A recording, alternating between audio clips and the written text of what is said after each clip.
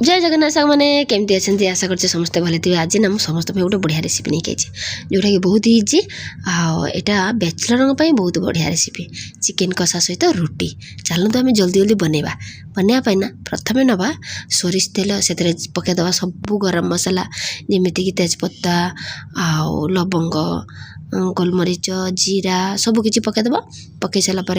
आउ डालचीनी भी आपण पाखे जहाँ भी गरम मसला थी आप पकई पारे आपर पकईदे कटा जाइए पियाज आकु भल भाव में भाजी ने भाजी नेला छाड़देवे एमती गोटे कटा होता आलू देदेवे आउ आलू ये मुझे कहीं रुटी सहित खाइबे ना से बहुत भल लगे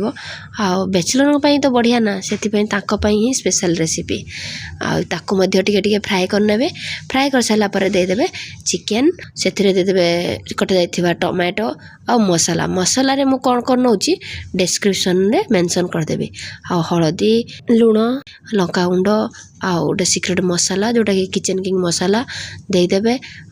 सबू किसी एका संगे देकी कवर करने बहुत कम समय भितर हो रेसिपीटी आपन को बेसी भी कष्ट करते पड़ोनी। जदि आपण प्रथम थर पर मोर भिडियोटी देखुवे निश्चित भाव में मोर चैनल टी सब्सक्राइब करेंगे आओ फॉलो करेंगे जदि रेसिपीटी भल लगी निश्चित लाइक कमेंट शेयर करके जीवे देखु बहुत कम समय माने 10 मिनिट रे ही चिकेन कषाटी रेडी हो आपन को मसला भी कषीदे भी पड़लानी टमाटो देके बहुत समय बसैया भी पड़लानी कि आलू को बेस समय भाजिया भी पड़लानी बहुत कम समय भितर चिकेन कषाटी रेडी हो जाए चिकेन देखो बहुत भल भाव में सीझी भी जाइए मु आपण मानक खड़िका मारिकी ही देखे दूची केते सुंदर भाव में आ सॉफ्ट हो जाए चिकेन टी मु ये रेसिपीटी शेयर करियार माने हो जे आजिकली मु बहुत टाइम यूट्यूब रे देखुची लोक माने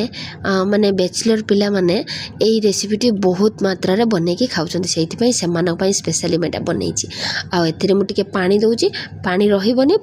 पानी पूरा ड्राई हो जिवो आ एथिरे लास्ट रे मु यूज करछि टिके गरम मसला आ जोटा की पूरा प्योर होममेड आ मु संगे संगे गरम मसला बनैकी ही पकाउछि देखंतु केते सुंदर अट्रैक्टिव है चिकेन कषा आ सहित रुटी आ ता सहित दुईटी प्याज माने